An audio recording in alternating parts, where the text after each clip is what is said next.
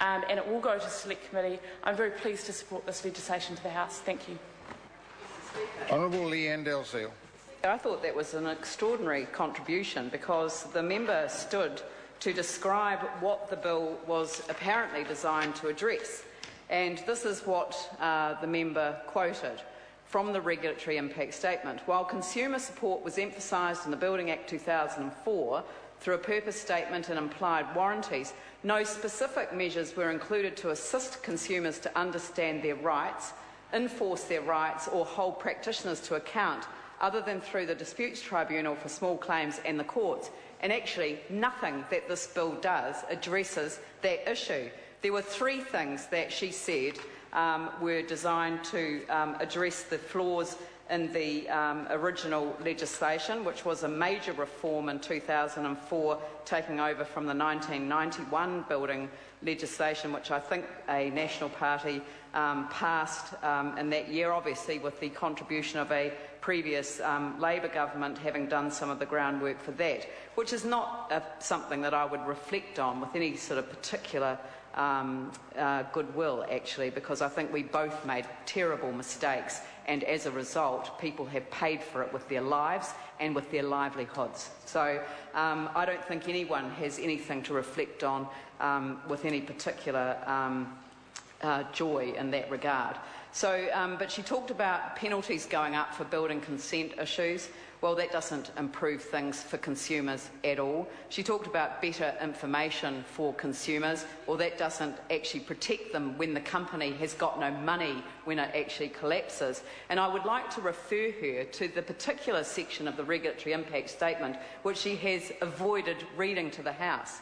Officials have also considered arguments for shifting to proportionate liability, which would be a major change to the liability framework.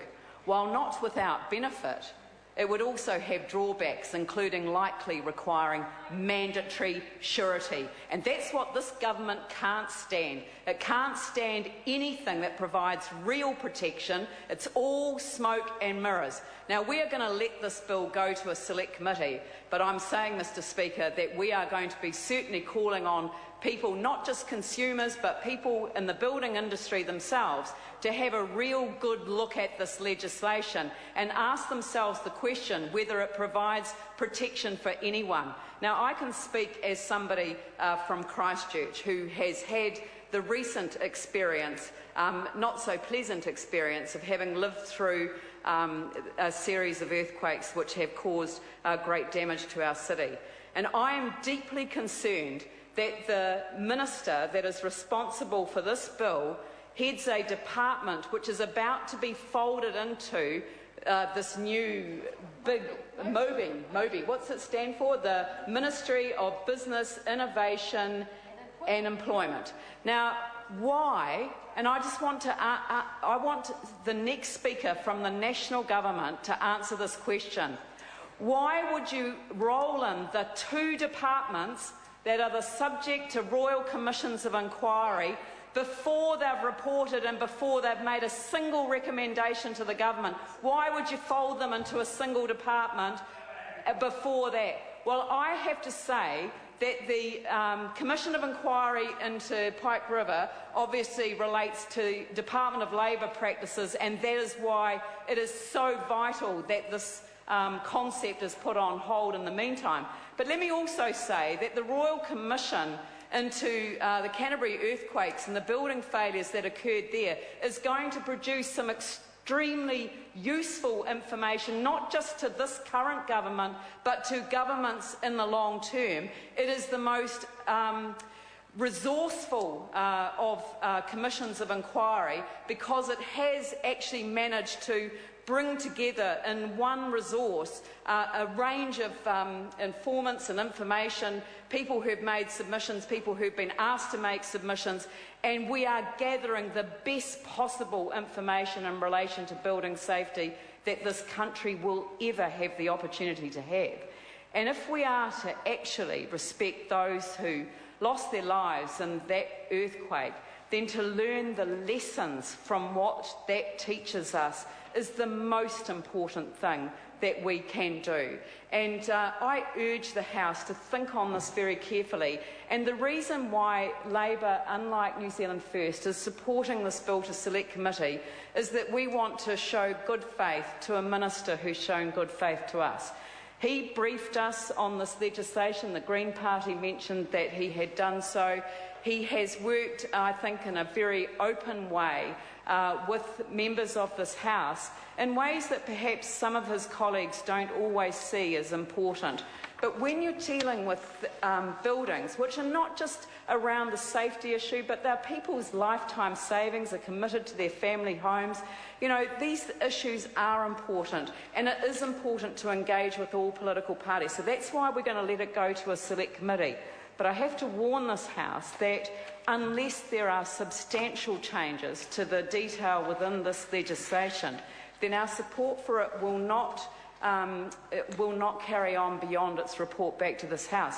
But I believe that we actually have a minister who has taken the issues of building and construction very seriously, that he does want to see significant changes in this area of the legal framework, which is so important to our daily lives, that we are willing to work with him to get the changes to this legislation that will make it work.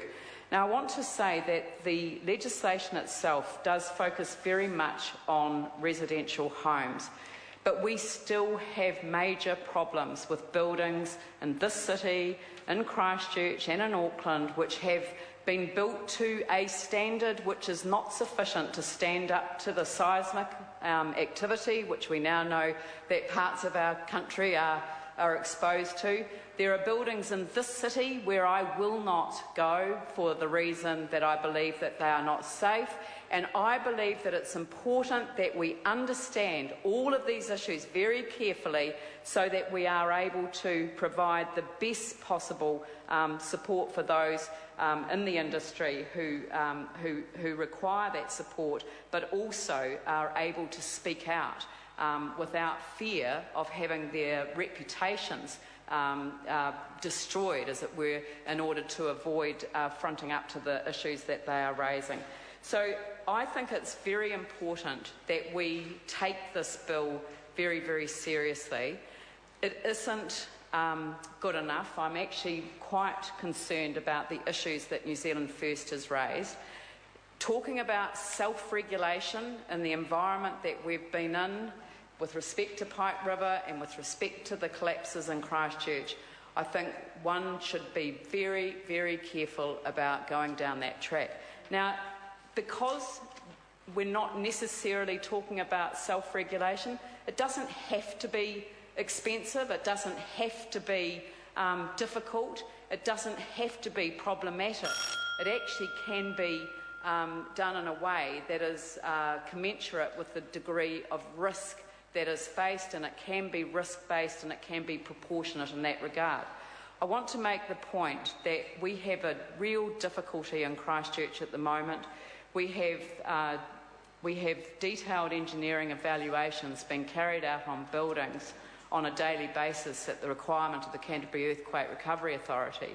And I know that there are engineers that are refusing to do those reports, and they're refusing to do them not because they're not competent to do them, but because they're fearful of the consequences of not getting it right and then ending up in front of a Royal Commission sometime in the future. And I just am saying this out loud because I think we in this Parliament have to be very cautious sometimes about what we do here and the impact that it has on behaviour out there. And I think it's really important that we get the regulatory balance right so that we offer the protection that needs to be offered in these circumstances, but also enables industry to be able to develop in a way that supports the economic growth of the nation.